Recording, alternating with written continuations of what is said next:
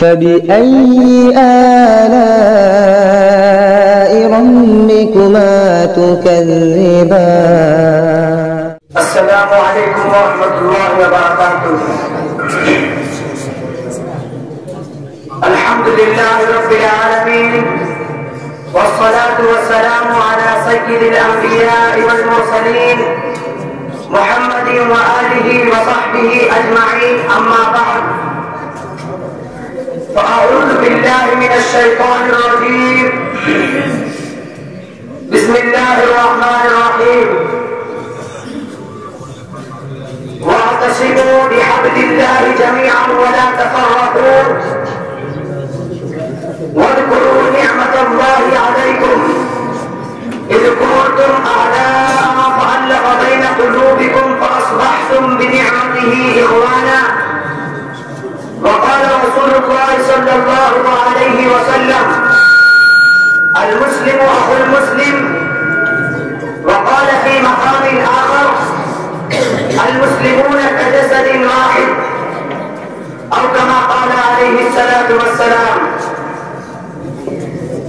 نفرت کی بات ہے نہ عداوت کی بات ہے، نفرت کی بات ہے نہ عداوت کی بات ہے، میری زبان پہ صرف محبت کی بات ہے.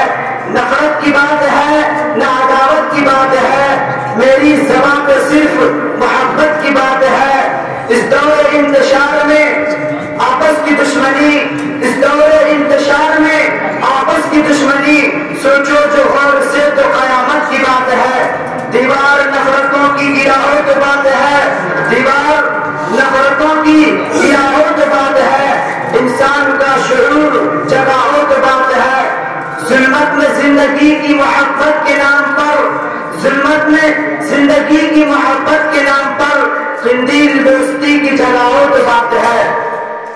شہدایان اسلام اور عزیز دوستو، میں آپ جیسے عظیم المرتبت اشخاص کے روبرو اتحاد و یکجہتی کے عنوان پر لب کشائی کی ہمت کر رہا ہوں. یہ سب آپ حضرات کی کرم فرمائی اور محبت کا نتیجہ ہے، ورنہ کہاں میں اور کہاں یہ نگاہ گل. آج مسلمانوں کے اندر نفرتوں عداوتوں کی خلیج اور آپسی تنازعات کی ایک مہلک بیماری ہر مسلمان کے رگے ریشے ریشے میں سما چکی ہے. ہمارے اندر اختلافات، تنازعات اور تشاجرات نے جنم لے لیا ہے، جس کی بنا پر مسلمان ذلت و رسوائی کے دلدل میں پھنسا ہوا ہے. مسلمانوں کی مختلف جماعتوں اور تنظیموں نے آپس میں اتحاد و اتفاق باقی نہیں. کوئی اپنے آپ کو سنی کہتا ہے، کوئی اپنے آپ کو شیعہ کہتا ہے، کوئی اپنے آپ کو مودودی کہتا ہے، کوئی اپنے آپ کو بریلوی کہتا ہے، کوئی اپنے آپ کو دیوبندی کہتا ہے. مسلمانوں کی مختلف تنظیموں نے آپسی اتحاد و اتفاق کو باقی نہیں رکھا. ایسا کیوں ہو رہا ہے؟ اس کی وجہ کیا ہے؟ صرف ایک بنیاد ایسی ہے جس پر مسلمانوں کے تمام گروپ اور تمام تنظیمیں متحد ہو سکتی ہیں. وہ بنیاد قرآن و احادیث ہے. قرآن پر شیعہ، سنی، بریلوی، دیوبندی تمام تنظیمیں ایمان رکھتی ہیں. قرآن کی فریاد و للکار سننے کے لیے تمام جماعتیں اور تمام تنظیمیں ایک پر کھڑا آ سکتی ہے، سب متحد ہو سکتے ہیں. برادران ملت، نفرت و تنازعات کی دیوار کو دور کیا جا سکتا ہے. شرط یہ ہے کہ ہم قرآن کی للکار کو سننے والے بنے. ہم مسلمان ہیں، قرآن پر ہمارا ایمان ہے، احکام پر بھی ایمان ہے، رہبر ہمارا قرآن ہے، ہادی رسول کا فرمان ہے جس پر سب کچھ قربان ہے. تو آئیے قرآن کا فرمان سنیے، رسول کا فرمان سنیے اور اپنی زندگی سے نفرت و تنازعات کی دیوار کو گرا ڈالے. قرآن کہتا ہے: ان هذه امتكم امة واحدة وانا ربكم فاتقون. جب قرآن ہمیں ایک کہہ رہا ہے، رسول کا فرمان یہ بتا رہا ہے کہ ہم ایک جسم کے مانند ہیں، تو پھر ہمارے اندر اختلافات نے جنم کیوں لیا؟ ہمارے اندر تنازعات و عداوت پیدا کیوں ہوئی؟ ہم الگ الگ اور منفرد کیوں ہے؟ اس کی کی وجہ کیا ہے؟ یاد رکھیں، جس قوم و ملت نے انتشار و اختلافات و تنازعات کو اختیار کیا، اس قوم نے کبھی بھی کامیابی و کامرانی کا چہرہ نہیں دیکھا اور ذلت و رسوائی کے گہرے اور اندھیرے کنویں میں گر گئے۔ اور جس قوم و ملت نے اجتماعیت و وحدت اور یکجہتی کو اختیار کیا، وہ ہمیشہ فلاح و کامرانی کے اونچے اونچے پہاڑوں پر نظر آئے۔ شریعت اسلامی نے اتحاد و اتفاق کو پسند کیا، اختلافات و تنازعات کو دور رکھنا پسند کرتی ہے۔ اسلام آپسی محبت و اخوت کو چاہتا ہے، لیکن آج مسلمانوں نے شریعت اسلامی کو فضول بحث و تکرار اور آپسی ضد سے کچھ کا کچھ بنا دیا ہے۔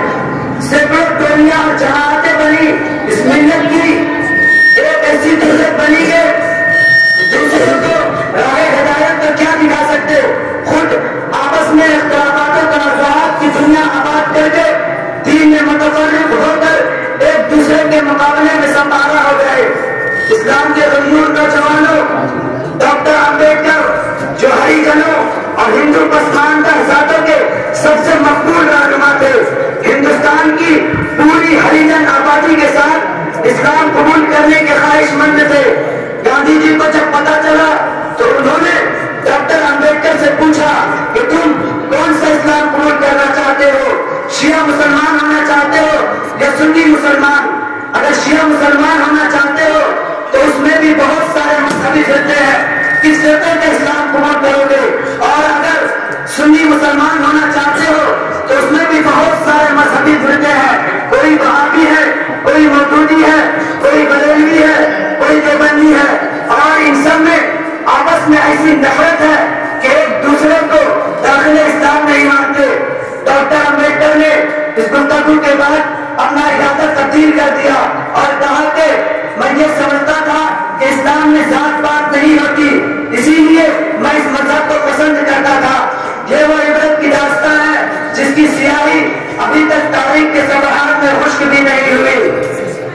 اے لا الہ کے وارث، اے لا الہ کے وارث، باقی نہیں ہے تجھ میں، اے لا الہ کے وارث، باقی نہیں ہے تجھ میں، گفتار دل برانا، کردار قاہرانہ، تیری نگاہ دل سینوں میں کانپتے تھے، تیری نگاہ دل سینوں میں کانپتے تھے، کھویا گیا تیرا جذبے قلندرانہ۔